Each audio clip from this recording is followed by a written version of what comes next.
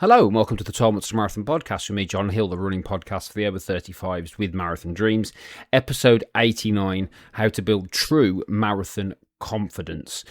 So what's going on with me at the moment? Those of you who listen to the podcast for a while will know that I have my own marathon on the 12th of April in Boston, Lincolnshire, here in the UK. Quite amusing. I got my number through the post and they put Boston Marathon and in brackets UK underneath, just in case anybody accidentally flew to Massachusetts and wonder where everybody was. I thought that was quite good. Quite a nice touch. I've also today, as I record this, had my number for the Birmingham Half Marathon, which is where I'm from, which is 3 weeks after my marathon. So a lovely event. Always do it every year. My local event, fantastically organised, and I do enjoy it. So tapering at the moment, you can tell I'm rested. I've been for a few runs and they do start to feel easier because you are tapering. So it shows the benefit of following your plan properly. So just got to get the metrics in line, guard against paranoia. I'll do a podcast on paranoia next week. What I wanted to do with you today, and this is for anybody who's got a marathon in the next couple of weeks, because I'm conscious that people listening to this will, to be honest. I mean, if you're not doing Brighton on the same weekend as me, you might be doing Manchester, you might be doing London, or you might be doing one a bit later on in the month. Anywhere in the world, there's a lot of marathons in April and May all over the world. So you're getting into that final phase of your preparations. And I've noticed a few themes online, so sort of questions I've been asked in comments. One I covered last week, which was this thing about it doesn't matter what's happened to this point because what's done is done. Okay, so you can only focus on the race now. And trust me, you'll mess the race up by trying to second guess yourself or thinking shoulds or look from a hindsight perspective, because obviously, hindsight's very powerful, isn't it? So it's, we'd all love to do that, but it doesn't really matter. So what I want to talk about is confidence. And I very, very, very, very, very early on, I did a podcast and I talked about confidence and competence. It was something I learned a few years ago, and it's very powerful because basically people think their problem is confidence, and it's not, it's competence. So it's the doing of the thing versus how you feel about doing the thing. So if you've followed a marathon training plan, for example, you have followed a marathon training plan. The only thing that might be letting you down is the fact that you've never run a marathon before if it's your first time. Now, what you've got there is you've got experience. You've got an experience problem because you've not done the thing before. So you can't understand something you've never done. So all you've got to do is have faith in your training. And that's kind of what I want to talk about today. So let's just build that foundation first, as it were. So there's no such thing as confidence, there's only competence, okay? Confidence is a state, it's how we feel, okay? And you can feel however you want to. Competence, on the other hand, is something that comes from practice and doing the work, okay? So you've got to ask yourself am I confident to run a marathon? Am I competent to run a marathon? And that's the difference. Now, I can say I'm competent to run a marathon because I've run 15 of them and I've trained for this one. Now, what time I'm going to get and how it's going to go on the day, these are never things that I commit to because I don't know, because there are too many variables on the day. And those of you listening to this who perhaps did London and Manchester last year's classic example, it was boiling hot on both days, which would have caught a lot of people out, particularly in Manchester, because I've done it 4 times. It's never been anywhere near to that hot in Manchester on that this time of year. So, that's a variable that you can't control. If there's a headwind, if you get a niggle, if something happens that it's really out of your control, like I talked about last week, then that means you can't always say, I'm going to do X time. All you can do is follow your plan and then have confidence that you've followed your plan and you've become competent. And that's where the two come together. So you're confident because you followed your plan. Yeah. So the confidence or competence, better word, is coming from following your plan. So you either competently followed your plan to the best of your ability or you didn't. And then the day will dictate that. Now, if you can sit there and go, I followed that plan to the best of my ability, then you're probably going to be competent enough to run a marathon as long as the plan's decent. The only time that from what I've seen, from my own experience and working with others, is where marathon training plans are not up to scratch, is where somebody's perhaps trying to get a little bit faster and they're perhaps not following the right plan that facilitates them getting quicker or getting stronger. Yeah, does that make sense? So that's perhaps the only issue. So if you're following, say, a beginner plan, which a lot of the websites for major marathons have, that will get you round a marathon because it's designed to do so. But if you want to get faster, well, you're no longer a beginner, are you? So you perhaps want to push it a little bit further, so you need a plan to tailor that. The second side to that coin is something that I'm very big on, and it's something that I talk to all of my people about, which is you need to understand your marathon training plan. Marathon training plans are a dime a dozen. That's even worse now with artificial intelligence. You can download and create the perfect plan using AI and get it all nicely put in a PDF for you, but you don't understand it. You need to understand how a marathon training plan works. You need someone to guide you through it if you really want to take it to the next level. So that's how the difference that is made. So your confidence on the day, particularly if you're going over the next couple of weeks, because a lot of people are talking to me about being apprehensive and stuff like that. The apprehension is normal. I'm not apprehensive about running a marathon because I've done it before. Now, sometimes, and this is a programming issue, somebody might say to you that you're arrogant for saying that. No, because you're evidencing, I've done this thing, so I know I can do this thing again unless something happens that physically stops me doing the thing, okay? So if you've never run a marathon before, you can't say that because you don't know what the distance feels like. So you have to say, I've followed these plans, and plans are designed to get the job done, okay? I know that of all the people that I'm coaching at the moment, their plan, if they follow it to the best of their ability, will at least get them around the marathon. The guys who've had smooth training journeys, because not every journey is smooth no matter how good your coach is, will probably hit personal bests and probably surprise themselves a little bit. And I think there's a lot of surprise in marathon running because people look at a plan, say, and let's say, so a typical plan that I would recommend for anybody would probably have at least 3 20-mile runs on there. Mine's got 5. If you really want to get faster, you're probably looking at about 4 to 5 20-mile runs from my experience on a training plan. So what they'll do is they'll say, well, I've only ran 20 miles in training. I don't know how I'm going to translate that to marathon distance, but it just all comes together. These plans are tried and tested and they work. And they're meant to test you under fatigue. They're meant to push you to another level. They're meant to increase your metrics, increase your VO2 max, decrease your resting heart rate, increase your heart rate variability, and do all these things that build this marathon runner. And that's what we're trying to do here, is build a marathon runner. Anybody who follows a plan can run a marathon, but to take it to the next level, there's perhaps other elements you need to look at. But to just run a marathon, if you're looking to run your first marathon and you followed your plan, don't focus on that word confidence. Focus on competence. You have competently followed what was laid out in front of you. And that's what you need to do. And this is the biggest difference between those who enjoy the day and those who don't. Those who don't enjoy the day are usually one of two. And let's take out external circumstances like heat or anything like that. I'm just talking about the individual.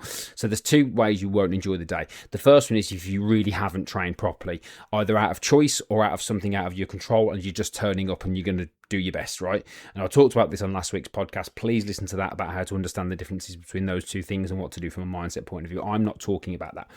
So that's the first thing. The second one is if you haven't perhaps done the necessary work to take you to the next level. Okay, like for example, if you're saying, well, I want to get 10 minutes faster, but you've not trained for that, that's also going to disappoint you.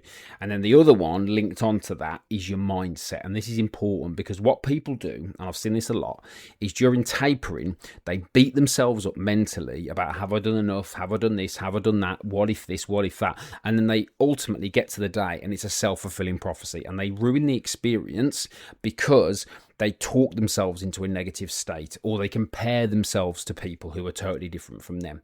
I want to give some examples here because, of course, the people that I follow online, I follow a multitude of people, but I follow people who just go and knock out all the majors. I've talked about this before. So they've gone all around the world, done the majors, done them in great times, saw the world, whatever, blah, blah, blah, blah. What you've got to remember is that everybody's different and not everybody's got the opportunities that everybody else got. But of course, I get a bit of FOMO with that. I'm like, well, I want to do that. I want to go and do all the majors. It's just at the moment in my life not possible. Now, if I got inside my own head and started thinking that there's something wrong with me because I can't do that, that's going to create a problem. That's a first person example of what I would potentially do in terms of me beating myself up. In your case, listening to this, if it's your first marathon, you could look at somebody, a completely oblivious, innocuous post on social media of somebody who's done 30 marathons and then compare yourself to them. Well, if you're not someone who's run 30 marathons and you're doing your first, that's not your comparison. Your comparison is somebody who's doing their first or has done their first and is in a similar situation to you. If you feel the need to compare yourself, make sure those are accurate comparisons, because that mindset piece is massive. Because if you start convincing yourself, I'm not confident, then you're not going to step up to that line feeling very good, even if you are quote unquote competent. You're just not. And we don't want that. We want you to make sure that you step up to that start line as confident and competent as possible. Going back to confidence, it's a state. So you can feel confident even if you haven't run the distance. And you do that by being competent, by looking at your plan and going back and saying, well, I've done the work to the best of my ability. I'm going to enjoy this day. And even if you feel you haven't perhaps followed your plan perfectly, which is rare. I mean, I haven't followed my plan perfectly. I've had a cold, it snowed, there's been bits and bobs that have happened to me. There's been a lot going on. So perhaps I haven't followed my plan perfectly, but I've done enough to at least turn up and show up and perform on the day. So what you don't want to do is talk to yourself too negatively over the next couple of weeks. So you just ruin the experience by getting inside your own head, particularly if you're doing a large marathon. If you're doing London, which a lot of people that listen to this will be doing London, or maybe Boston in the US, which is coming up just a bit later. You could legitimately ruin that experience by getting inside your own head, and you don't want that because these are fantastic experiences. I've done London, so I know what that's like. It is incredible, and if it's your first time as well, and you've never seen anything like it in your life, it's absolutely incredible. And I've done all the different sorts of marathons under the sun. I've done ones where you're literally running on. No, it feels like you're running on your own, because there's nobody at the side of the road or whatever. And then I've done Manchester and London, which are massive events. I mean, I've done Loch Ness, and literally in Loch Ness, you are just running down the side of the loch. So it's just a big long road for most of it. So there's not that much support. There is when you get into the Inverness at the end, but apart from that, there's nothing much because you're just running down the side of Loch Ness. So I've had both ends of the spectrum, but London particularly is fantastic, and I want everybody that's doing that event to enjoy it. I want everybody who's doing a bigger marathon where they're going to get support, and there's a lot of sort of nostalgia and stuff attached to it. I want them to enjoy every single second of it because you need to because it is a fantastic experience and one that will stay with me always, particularly London, because it's just so iconic, the sights and everything else, so you want to enjoy that. So the takeaways from this are: don't beat yourself up. What's happened has happened. Go and listen to last week's. I'll talk about this a bit more on that one. What's happened is happened. Try to focus over the next couple of weeks on just enjoying the day. I've had a couple of situations recently where people are going on social media and digesting too much information at the last minute. And I think in the last 3 to 4 weeks of a marathon, you're really in last minute territory because you've done the bulk of the work. And if you're in last 2 to 3 weeks, you're tapering. So there's no point going online and asking what you're doing is right. Just follow your plan. And if you've done your best and followed your plan, you're going to go to the start line as competent as you are for the work you've done, and that's it. And that's marathon running. Is it hard? Yes, but there's a reason why you've chosen to do it. And that's, people, no one who isn't conditioned just goes, I'm just going to enter a marathon and try and run it. You might get the odd one, but most people are either really fit, don't train, know how to do it, or they train and do it. So there's no such thing as confidence, it's competence. You're either competent or you're not, and either way, it doesn't really matter. Listen to last week's for clarity on that.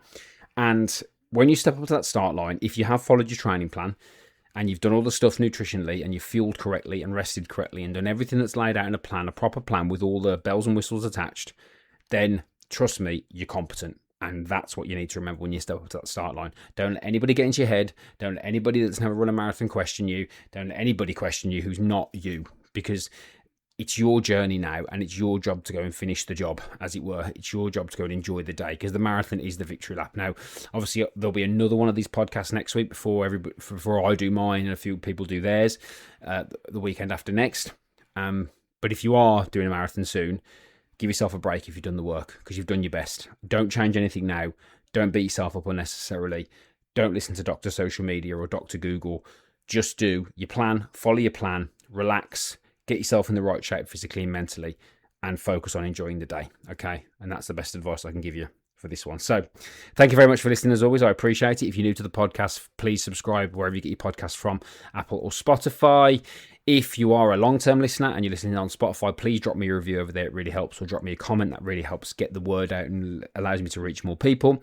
If you hop on over to Instagram at 12 Months to Marathon, I appreciate the shares and everything else of all my posts. But if you want to share the podcast, I do appreciate that as well at 12 Months to Marathon. If you don't follow me there. Go to the link in my bio and you can join my free online running community for the over 35s, where we can take you away from the noise of social media and we can connect over there. So if we don't speak before, or you don't listen to me before, and you are doing a marathon, go well. You've done the work, hopefully. And what will be, will be. Thank you very much for listening as always. And I'll speak to you all again very soon indeed.